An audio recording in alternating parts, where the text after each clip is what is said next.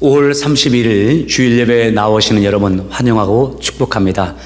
오늘이 벌써 5월의 마지막 주일입니다. 5월 마지막 날입니다.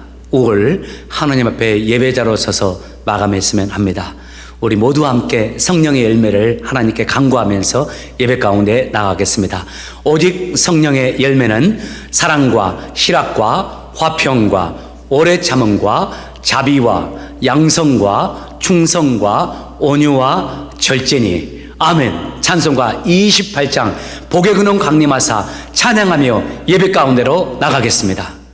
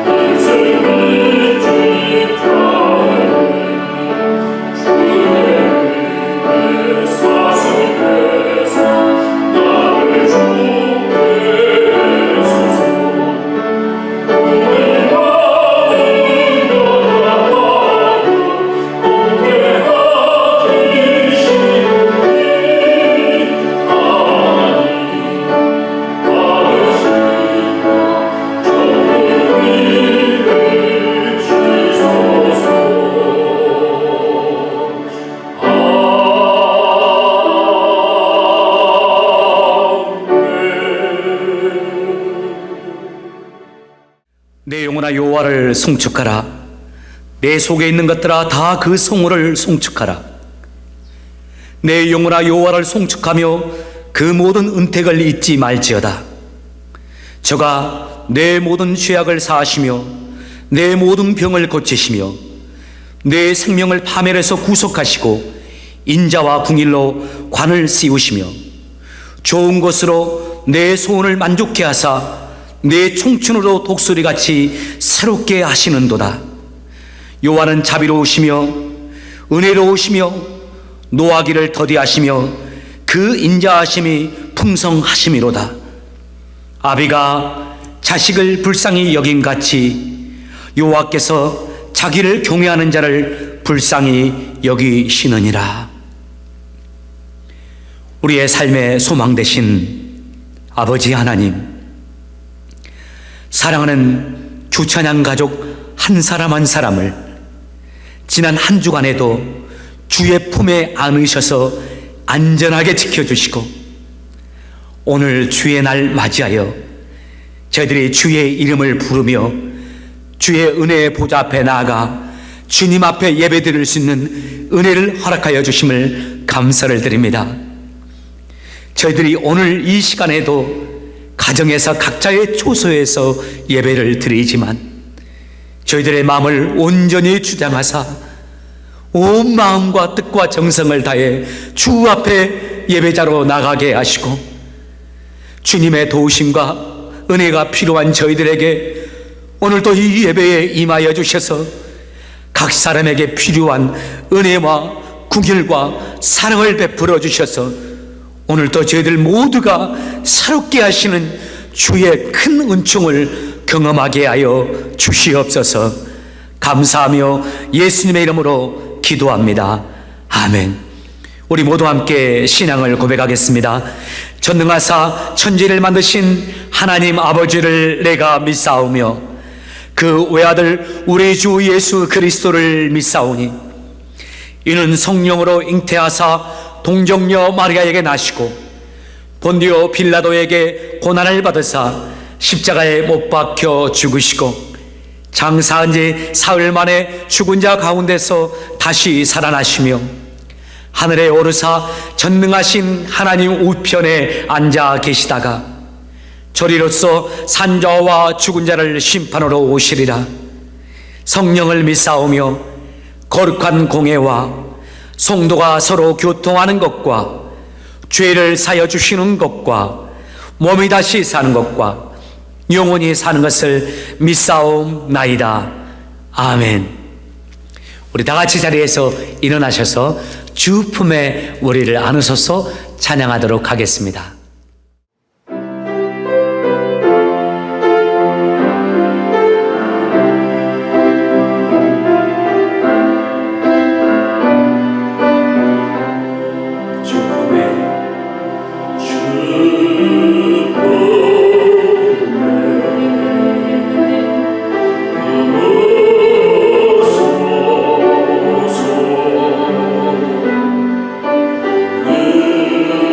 Oh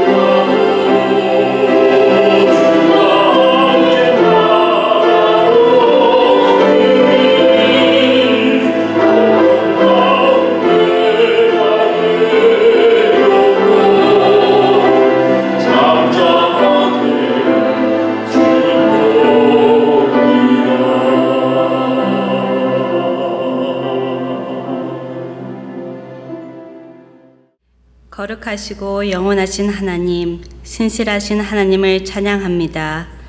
저희들의 모든 것을 가장 잘 아시고 이해하시며 인도하시는 하나님을 찬양하고 매 순간 저희들 마음, 생각 그리고 삶을 지켜주시니 감사합니다. 불안한 환경 가운데에서도 평안을 주시고 감사할 수 있는 마음 주시니 감사합니다. 주님, 이번 코로나19로 주위 사람들 그리고 가족들과 함께 하는 시간 가운데 인내의 부족함을 느낍니다. 잠시라도 부정적인 생각으로 지은 죄들 그리고 긍정적으로 말하지 못한 부분들 회개하오니 용서하옵소서. 서로의 말에 관심을 갖고 들어줄 수 있는 모습으로 변하게 하여 주옵소서. 성도들 흩어져 각 가정에서 온라인으로 예배드리나 주님의 임재를 간절히 사모하며 겸손히 예배드릴 때 각 가정마다 주님의 은혜가 임하게 하옵소서. 저희 능력으로 감당하기 힘들고 이해하며 해결하기 힘들 때가 있습니다. 그럴 때마다 저희들 주님을 찾고 기도하오니 주님께서 만나주시고 응답하여 주셔서 저희들 주님을 찬양하고 영광 돌리는 삶이 되게 하옵소서. 주님의 교회 그리고 성도들 주님 말씀 안에서 서 있을 수 있도록 노력하며 기도하는 교회 되게 하옵소서. 항상 주님의 뜻을 구별하고 진정한 그리스도의 섬김이 넘치는 교회가 되게 하옵소서. 주님의 교회와 성도들을 위해서 기도하고 섬기는 지체들 기억하여 주옵시고 축복하여 주옵소서. 기쁨과 겸손으로 성령의 음성에 순종할 수 있게 하옵시고 주님의 말씀 앞에 마음과 생각을 집중하게 하시어 세상의 유혹에 넘어지지 않도록 저희들의 중심과 삶의 방향을 지켜 주옵시고 보호하여 주옵소서. 주님, 성도들 가정마다 건강 지켜 주옵시고 감사가 있는 가정들 되게 하옵소서. 어려운 가운데에도 주님께 예배의 삶을 통해 승리하는 가정들이 되게 하옵시며 자녀들과 함께 할 수 있는 시간들을 기회 삼아 그동안 나누지 못한 사랑 잘 나눌 수 있는 지혜 주셔서 자녀들과 좋은 추억을 만드는 시간들이 되게 하옵소서. 오늘 또 말씀을 전하시는 담임 목사님 그리고 마두영 목사님에게 말씀의 능력을 부어주옵시고 성령 충만한 가운데 말씀을 전하시게 하옵소서. 말씀을 통해 저희들 더 주님 하나님의 자녀답게 거룩하고 다르게 살 수 있는 용기를 얻을 수 있게 하옵시고 준비된 삶을 갖추고 일상의 모든 일에 하나님을 기억하며 하나님의 나라를 먼저 구하는 저희들 되게 하옵소서. 평안을 주시고 기쁨을 주시는 하나님을 찬양하고 살아계신 하나님을 찬양하며 예수님의 이름으로 기도드립니다. 아멘. 광고의 말씀을 전해드립니다. 첫 번째 예배 안내입니다. 이번 주도 여전히 저희들이 온라인 예배로 하나님께 예배를 드립니다. 여러분 가정에서 가족들과 함께 온 마음을 다해서 주 앞에 예배드리면서 주의 은혜를 맛보시길 바랍니다. 앞으로 리오픈에 대해서 교회에서 결정되면 여러분들에게 구역을 통해서 공지해 드리도록 하겠습니다. 조금 불편하시더라도 또 그립더라도 참고 인내하시면서 그날을 고대하시면서 기다려 주시길 바라겠습니다. 두 번째 강구의 말씀입니다. 늘 드리는 말씀입니다. 심령의 은혜의 강물이 흐르게 합시다 하는 광고의 말씀입니다. 여러분 구역장님부터 비롯해서 모든 구역원들 애써주시고 격려하시고 서로 주 안에서 하나 되어서 아름다운 믿음의 삶을 살아가고 계신 거 감사를 드립니다. 5가지 실천사항이 있으니까요. 여러분 마음에 새기시면서 끝까지 다시 만날 때까지 승리하시길 바랍니다. 세 번째 강호입니다. 잠언 한 달 쓰기. 이제 후반기로 접어들고 있습니다. 여러분 참 마음에 와닿지 않습니까? 우리가 늘 알던 말씀들이지만 이 쓰다 보니까 그 말씀이 마음에 새겨지는 것 같아요.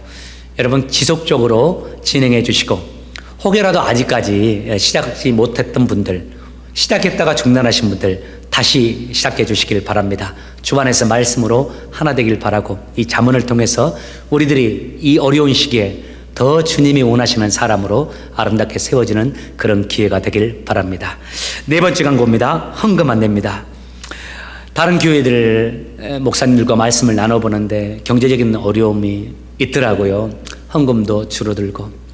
그런 면에서 저는 여러분들 정말 사랑하고 감사하고 또 격려하고 여러분들의 믿음에 대해서 제가 이 시기에 더 인정하게 되었습니다.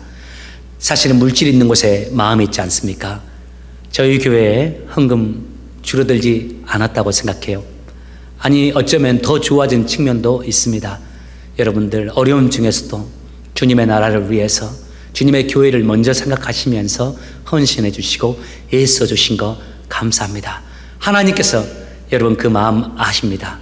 여러분 축복해 주시고 여러분의 삶을 지켜주시고 여러분의 가족 가운데 함께 하시면서 임마누엘 하나님의 은혜로 채워주시리라 믿습니다. 여러분 감사합니다. 나머지 사항은 주보를 참조해 주시길 바랍니다. Hello everyone. How are you? Today Bible is Acts chapter 2 verse 1 through 4. Acts chapter 2 verse 1 through 4. Let's read together. When the day of Pentecost came, they were all together in one place. Suddenly, a sound like the blowing of a violent wind came from heaven and filled the whole house where they were sitting. They saw what seems to be tongues of fire that separated and came to rest on each of them. All of them were filled with the Holy Spirit and began to speak in other tongues as the Spirit enables them. Today is Pentecost. Do you know what is the Pentecost?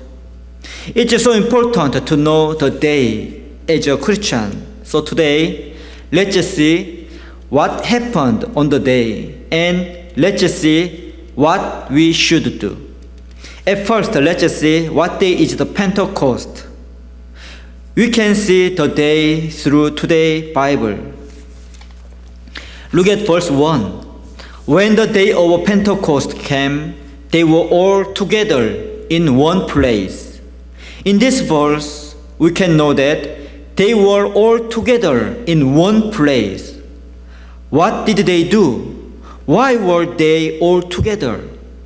Let's see their situation. You may remember what happened after Jesus' resurrection. After resurrection, Jesus appeared before disciples, and then Jesus said the very important commandment. What is that? Jesus said to them, receive the Holy Spirit. Do not leave Jerusalem and wait for the Holy Spirit. Jesus knew every situation that without the Holy Spirit, disciples cannot do anything. So Jesus focused on Holy Spirit, and then Jesus went up to heaven. After Jesus going up to heaven, disciples went down from mountain, and they were waiting for the Holy Spirit in Jerusalem. They didn't know when the Holy Spirit came to them. In this point, let's imagine, let's apply to us. If you were disciples, what would you do? Jesus promised the gift of the Holy Spirit, and you believe that the Holy Spirit will come to you. In this case, what would you do? Maybe if you were Christian and if you have faith in God, you would wait for the Holy Spirit. But what would you do while waiting for Holy Spirit? Some people may just wait for Holy Spirit without doing something. They just think that it is God's promise and I believe the God's promise, so I can get it automatically. Also, Jesus just said that do not leave Jerusalem and wait for the Holy Spirit. Therefore, it's enough not to leave Jerusalem and just wait for the Holy Spirit. How about you? Do you think so? If you were disciples, what would you do?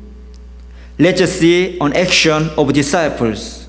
In Acts chapter 1, verse 14, they all joined together constantly in prayer. They did not just wait for the Holy Spirit. They all joined together constantly in prayer with the honest mind. In this story, we should also learn what to do in God's promise. We can see many promises in the Bible to us. It's amazing. First of all, God promised us the eternal life through Jesus Christ.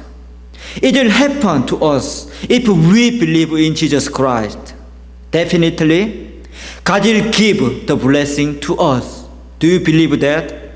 If so, is it okay for us not to pray to God? No. Although God promised many blessings to us, we should have an honest mind to get the God's promise, and we should pray to God. Also, what should we do? Look at what disciples did when they wait for the Holy Spirit. When they were praying to God, Peter stood up and said, "Let's just select one more disciples, because Iscariot Judas was died."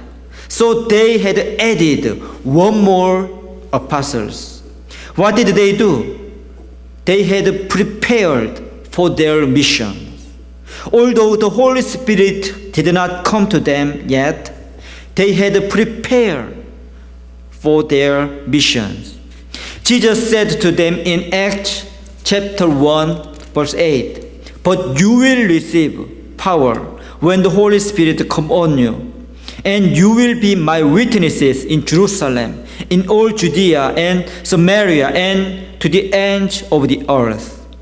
Peter remembered Jesus' command, and for the purpose of being a witnesses of Jesus, Peter suggests to add one more disciple. This story gives us good lessons. We should also prepare God's missions to us. Although we don't have any power now, we should expect God's power and pray to God, and we should prepare our missions. We should remember what Jesus said to us, and then always think about the mission. And we should try to prepare the mission in our life. Of course, we should pray to God continually, because when we pray to God, God will guide us to a right way. If so, what will happen? What is the result? We can see the result in today's story. Look at Acts chapter 2, verse 2. When they were praying to God without stopping, suddenly the Holy Spirit came upon them. They heard a sound like a blowing of a violent wind. Also, they saw what seemed to be tongues of fire that separated and came to rest on each of them. What happened? All of them were filled with the Holy Spirit and began to speak in other tongues as the Spirit enabled them. At last, they received the Holy Spirit. When the Holy Spirit came to them, they had a special experience. They all saw same vision and spoke other nation tongues. And then they got the power of the Holy Spirit. By the power of the Holy Spirit, they could perform miracles. They had healed a sick person and expelled the demon. Above all, their minds were changed. They were not afraid of persecution anymore. They went out on the street and preached Jesus Christ to people. Also, the Holy Spirit changed the mind of Israel people. When Israelites heard the preaching of Peter, they were cut to their heart and cried out, "Brothers, what shall we do?" At the time, Peter said, "Repent and be baptized in the name of Jesus Christ for your sin, and you will receive the gift of the Holy Spirit. Save yourselves from this corrupt generation." Surprisingly, at the time, they accepted the message of Peter, and 3,000 people believed in Jesus Christ. They became Christians. It's an amazing story. In the same way, we also need the Holy Spirit because we also live in corrupt generations. Look at these ages. Jesus also said, "The last time is similar with the Noah age." At the Noah age, people just focus on eating, drinking, and marrying. Many people forgot their Creator, God. Look at these ages. It's so similar with the Noah ages. We live in these situations. Therefore, we should wake up in spirit. Don't you know the time? Don't want know the time when Jesus come again? What shall we do in this time? Let's focus Jesus' command.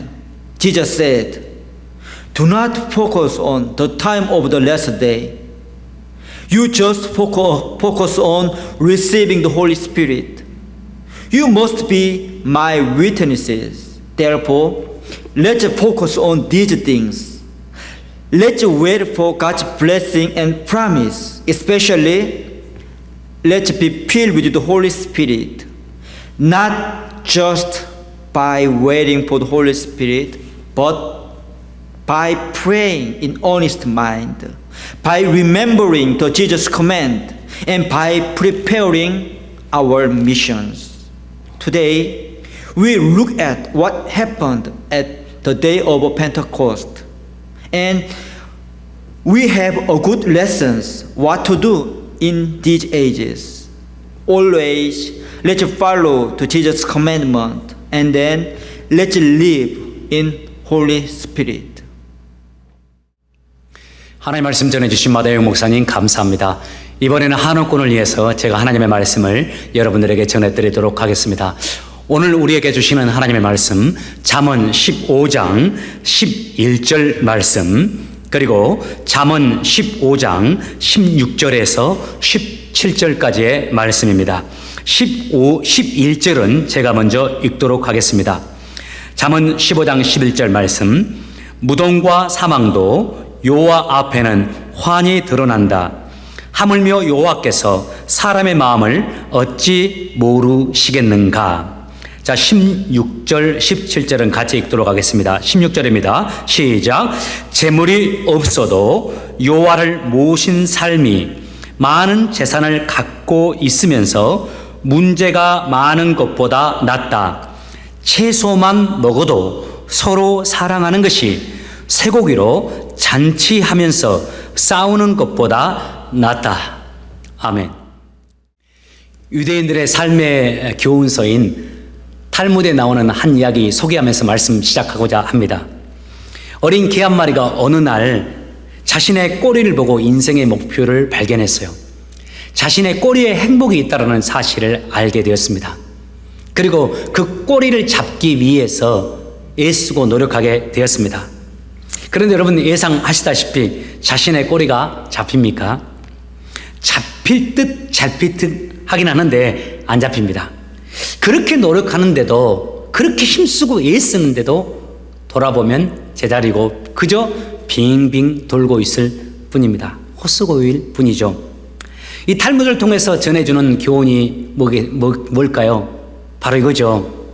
우리 인생이 어쩌면 이와 같을지도 모른다는 겁니다. 인생에서 우리가 행복을 찾고자 그렇게 노력하고 있지만 그 행복 쉽게 잡히지 않는다는 겁니다. 그렇게 애쓰고 그렇게 노력함에도 불구하고 정말 금방 잡을 것 같은데 그 행복 쉽게 잡히지 않는다는 겁니다. 여러분 질문하고 싶어요. 여러분 행복하십니까? 행복 지수가 100점 만점이라 한다면 여러분의 행복 지수 몇 점입니까?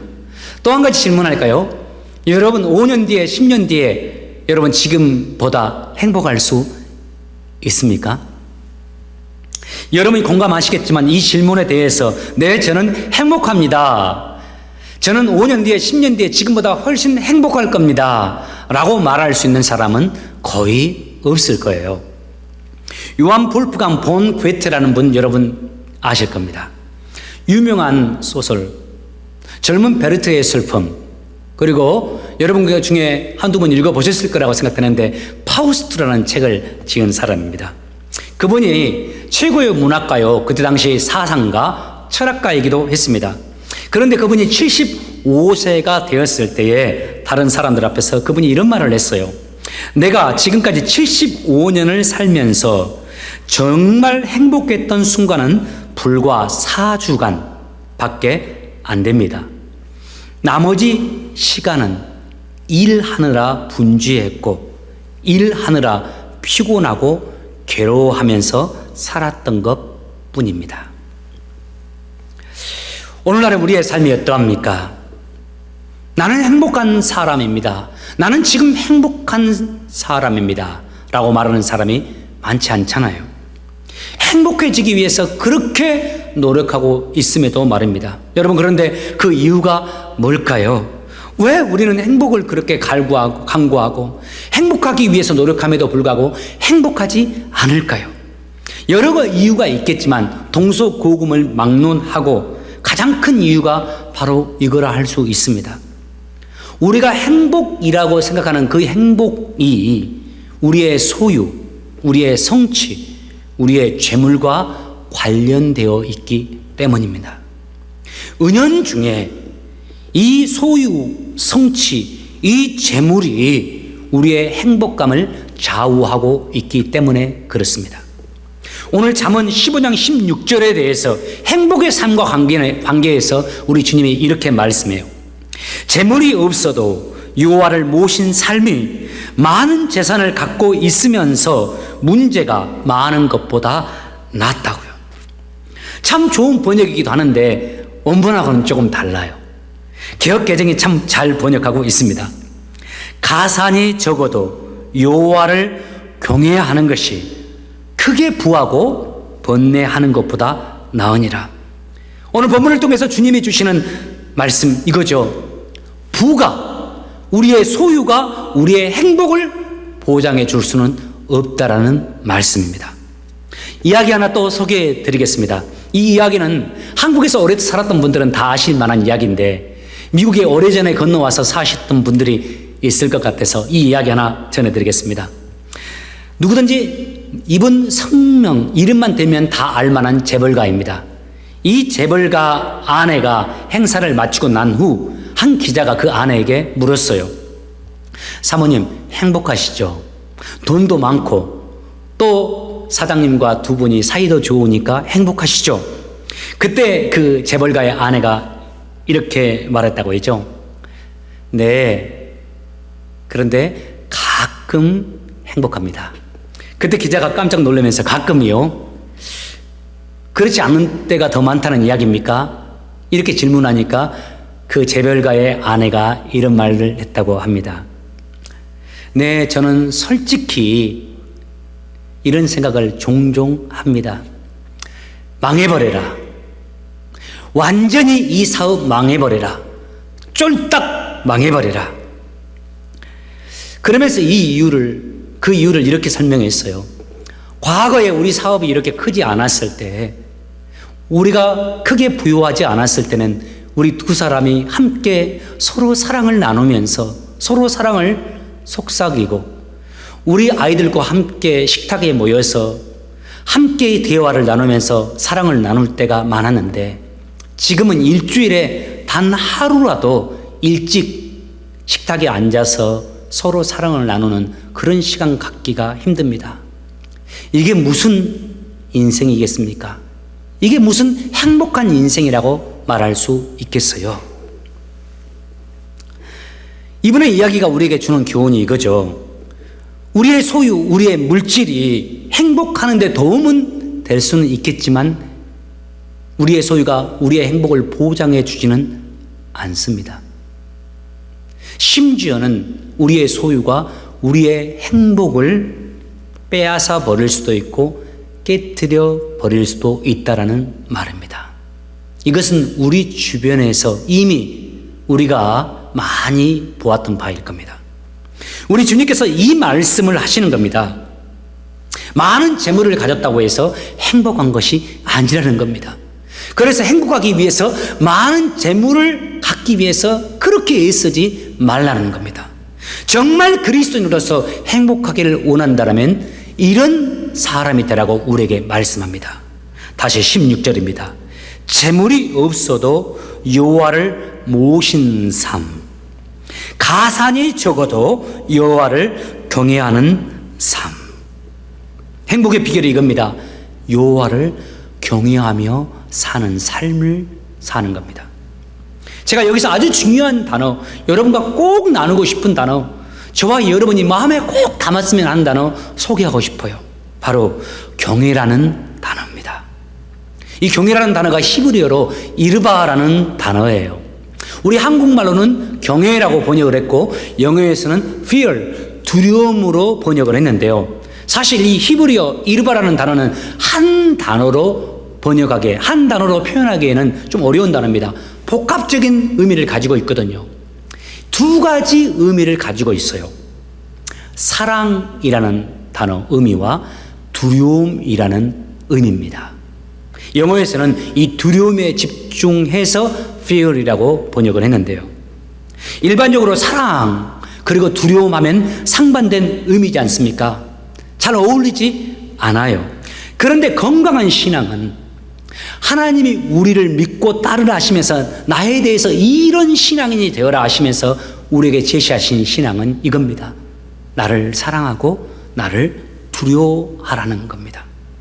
하나님을 사랑하고 하나님을 경외하는 것, 이것은 신앙의 양귀둥과 같이 건강한 신앙인들에게는 하나님을 사랑하는 것과 두려워하는 것이 공존하고 있어요. 어떤 사람은 하나님에 대해서 이 사랑이라는 단어만 생각합니다. 그런 신앙은 쉽게 죄를 범합니다. 방종하기 쉽습니다. 신앙의 기준을 쉽게 낮춰버리고 쉽게 세상과 타협해 버립니다. 반면에 어떤 이는 하나님에 대해서 두려움만을 강조하는 분이 있어요. 그런 경우에는 자유함이 없습니다. 쉽게 다른 사람을 정죄하고 판단합니다. 율법적입니다. 자기 자신에게도 그 율법을 갖다 대기 때문에 기쁨이 없고 생명력이 없습니다. 과거 우리 믿음의 선조들을 생각해 보십시오. 일정 부분 두려움의 강조점을 두는 경향이 있었지만은 그래도 사랑과 두려움이 함께 잘 조화를 이루는 그리스도인들이었습니다. 그래서 과거에 예수를 잘 믿는 우리의 선조들은 삶이 달랐어요. 신앙이 건강했어요. 그리고 세상 사람들도 그들을 참 그리스도인으로 인정해 주었습니다. 자신들은 믿지 않으면서도 믿는 사람들을 인정하고 신뢰해 주었습니다. 그런데 오늘날 안타까운 것은 이겁니다. 사랑과 두려움 가운데 이 두려움이라는 단어가 너무 약화되어 버렸습니다. 이제는 강단에서 목회자가 하나님을 두려워하십시오, 하나님을 두려워할 줄 아십시오 라고 말을 하면 오히려 비복음적이다 라고 인식하는 그런 시대가 되어버렸습니다. 저는 저와 여러분이, 우리 그리스도인들이, 우리 주찬양 교회 성도들은 이런 성도들, 이런 그리스도인이 되었으면 좋겠습니다. 하나님을 간절히 지극히 사랑하는 사람들, 동시에 하나님을 두려워할 줄 아는 사람들. 자, 그렇다면 질문입니다. 하나님을 두려워하고 하나님을 사랑하는 것은 같이 가는 하나님을 경외하는 신앙인데, 하나님을 경외하는 신앙인들 어떤 삶일까요? 하나님을 경외하는 사람들에게는 어떤 삶의 모습이 있을까요? 3절에서 그 삶의 모습이 설명되어집니다. 3절을 보십시오. 여호와의 눈은 미치지 않는 곳이 없어 악인이나 선인 모두를 보고 계신다. 이 고백이 있다라는 겁니다. 이 생각을 하고 산다라는 겁니다. 어떤 생각이요? 하나님이 지금 나를 보고 계신다. 하나님이 지금 나를 관찰하고 계신다. 한마디로 말하면 하나님은 다 아신다라는 생각을 가지고 사는 겁니다. 하나님은 다 아신다. 하나님은 지금 보고 계신다. 어떤 이에게는 이 말씀보다 위로가 되는 말씀이 없습니다. 하나님이 다 아신다. 하나님이 보고 계신다라는 하나님의 말씀 앞에 눈물이 납니다. 위로가 되어집니다. 용기가 되어집니다. 다시 일어날 수 있는 힘이 되어집니다. 반면에 어떤 사람에게는 하나님이 보고 계신다, 하나님이 다 아신다 하는 이 말씀만큼 무서운 말씀이 없습니다. 두렵습니다. 그래서 깨어있는 사람이라면 돌이키게 되어집니다. 우리가 하나님을 경외하며 산다라는 것은 이 정신을 가지고 사는 겁니다. 하나님을 경외하는 삶이라는 것은 항상 이 마음을 가지고서 살아가는 것을 의미하는 겁니다. 하나님을 사랑하고 하나님을 두려워하면서 항상 내 옆에 계시는 하나님을 의식하고 인식하면서 말하고 행동하는 겁니다. 잠언에 하나님의 지혜들이 가득 차 있죠. 그런데 그 모든 지혜들을 살펴보십시오. 이 하나님을 모신 삶, 하나님이 옆에 계신 것을 인식하며 살아갈 때에 이루어지는 삶의 모든 모습들을 다 그리고 있습니다. 읽어보십시오. 요 며칠 동안 잠언을 쓰면서 느끼는 바입니다. 이전에도 많이 읽었던 성경이지만 쓰다 보니까 정말 마음에 공감이 가더라고요. 구구절절 옳은 말씀들입니다. 정말 이렇게만 살면 형통할 수밖에 없겠구나. 이렇게만 살면 세상에서 성공할 수밖에 없겠구나. 아니, 세상에서 많은 부인은 소유하지 못한다 할지라도 이렇게만 산다면 존경받는 자가 될 것이고, 이렇게만 산다면 하나님이 원하시는 칭찬받는 인생이 되겠구나 하는 생각을 하게 되었습니다. 그런데 여러분, 이 잠언에 있는 모든 지혜의 말씀들, 그 핵심이 되는 말씀이 있습니다. 그 근본이 되는 지혜가 있습니다.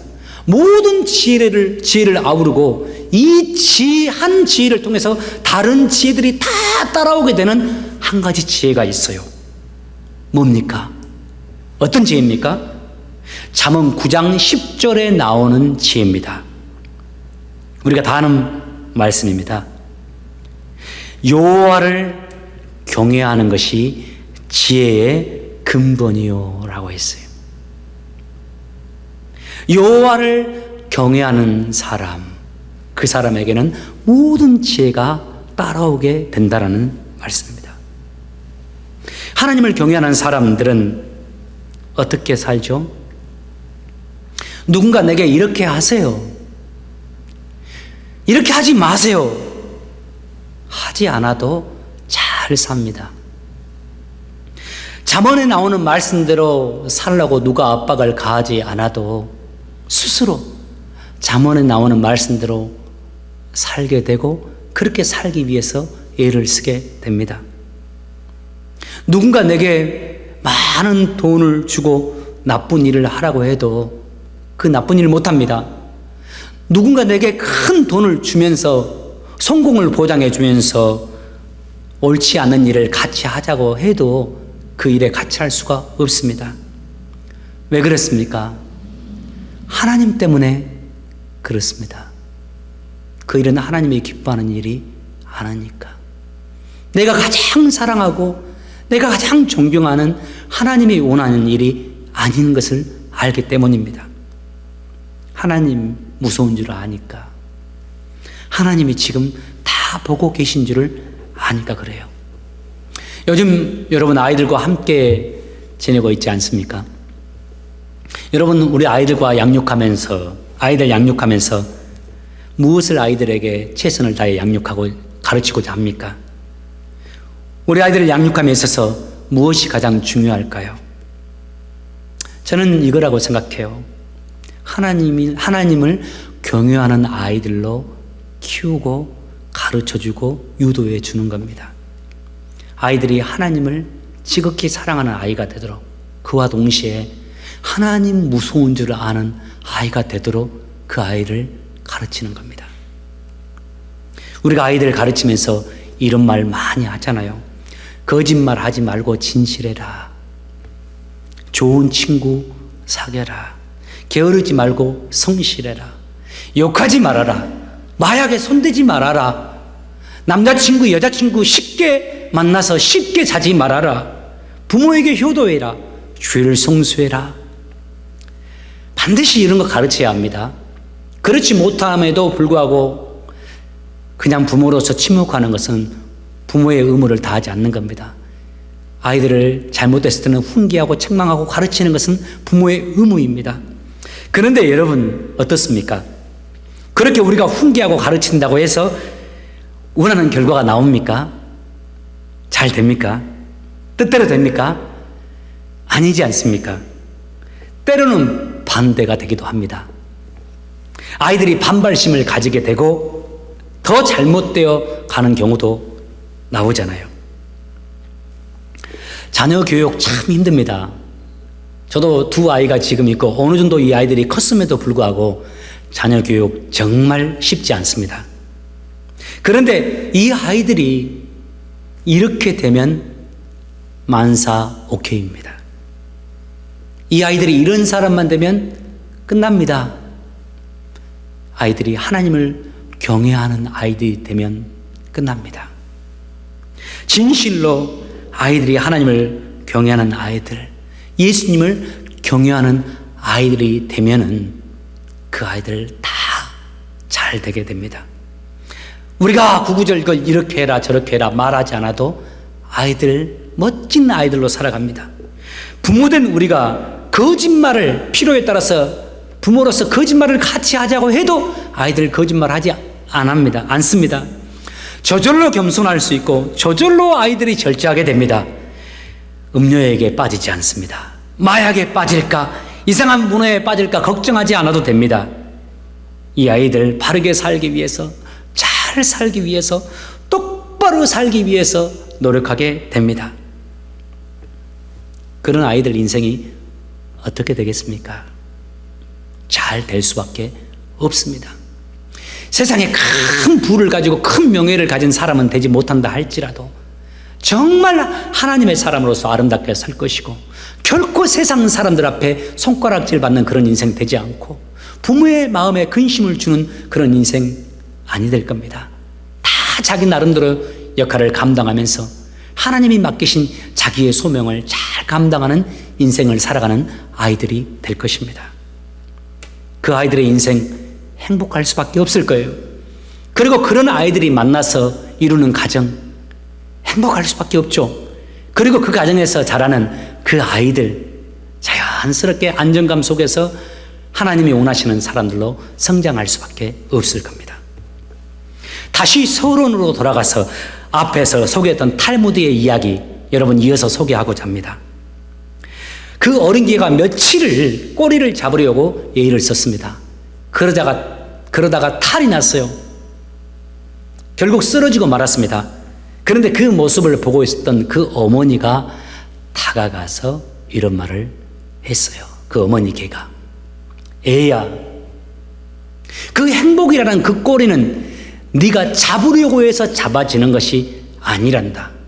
그 행복이라는 그 꼬리는 잡는 것이 아니란다. 너에게 주어진 바른 길을 네가 가기만 하면 그 행복이라는 꼬리는 언제나 너를 따라오게 되어 있다란다.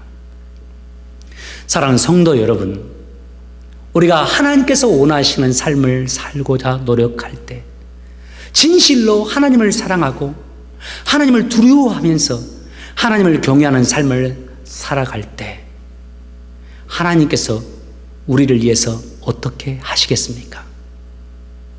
하나님의 열심으로, 여호와의 열심으로 우리를 행복하기 위해서 일하실 것이고, 우리의 인생을 행복의 노래를 부를 수 있는 인생으로 인도해 주실 겁니다. 하나님 경외하는 저와 여러분 되길 바라고, 여호와의 열심 속에서 행복을 노래할 수 있는 저와 여러분 되시기를 예수 이름으로 축복합니다. 기도하겠습니다. 살아계신 아버지 하나님,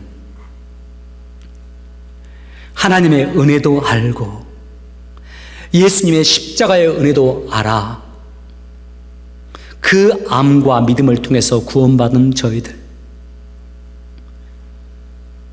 평생토록 하나님을 경외하며 살아가는 믿음의 사람들 되게 하여 주옵소서.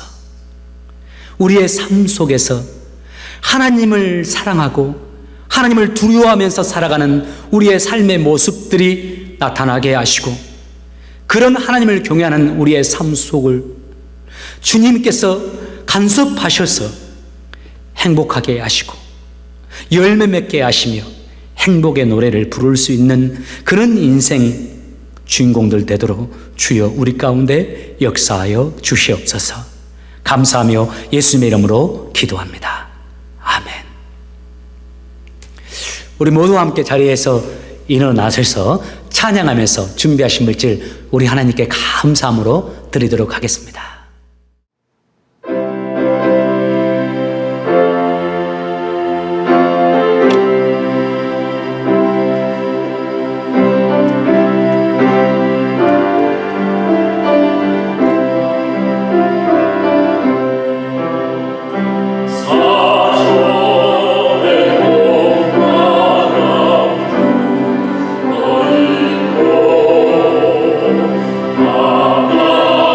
Amen.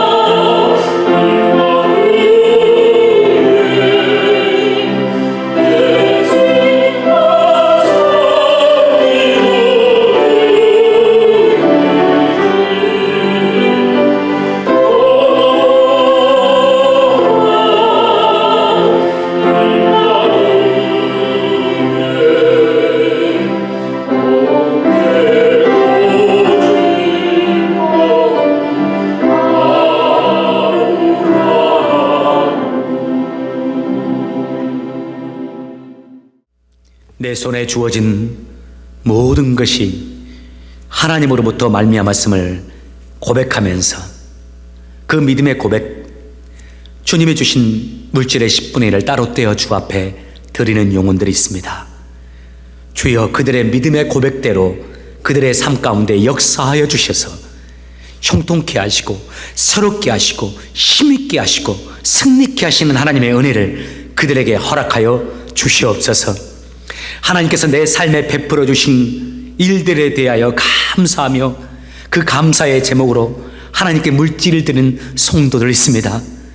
주님, 그들의 삶 가운데 역사하셔서 감사의 고백이 일어날 수 있는 많은 일들을 일으켜 주시고, 감사 그 위에 역사하심으로 감사의 열매가 맺혀나게 도와주시고, 그 속에서 안연히 거하고 찬송하고 기뻐하는 놀라운 역사들이 그들의 인생 가운데 펼쳐지게 하여 주시옵소서.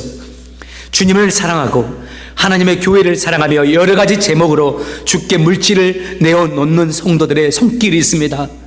주님, 그들을 사랑하여 주시고 축복하여 주사 30배, 60배, 100배의 결실이 맺어지게 도와주시고 붙드시고 축복하시고 이끌어 주시는 하나님의 은혜가 그들과 그들의 삶의 터전 위에 넘치게 하여 주시옵소서. 가장 어려운 이때에 주님을 사랑하고 주의 교회를 소중하게 여기며 물질을 드립니다. 주여, 저희 성도들 축복하시고 지켜주시고 주의 은혜 가운데 승리할 수 있도록 주여 역사하여 주시옵소서. 이제는 우리에게 십자가의 보혈의 은혜를 베풀어 주신 우리 구주 예수 그리스도의 크신 은혜와 우리를 사랑하시되 끝까지 사랑해 주시는 우리 하나님의 크신 사랑과 우리를 응원하시고 우리를 붙잡아 주시고 우리를 일으켜 주시며 항상 우리와 동행해 주시는 성령님의 감동 감화 역사하심이 오직 하나님을 경외하며 하나님 뜻대로 삶을 살기로 다짐하고 결단하는 사랑하는 성도들 위해, 그들의 가정 위해, 그들의 자녀들 위해, 그들의 사업처 위해, 그들의 삶의 터전 위해, 그리고 주께서 세우신 우리 주찬양 교회 위해 지금으로부터 영원토록 함께 계실지어다. 아멘.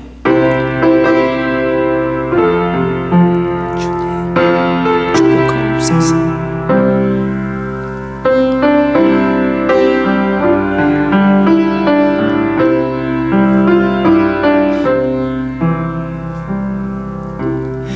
2020년 5월 마지막 날 여러분과 함께 예배드리며 하나님께 드립니다.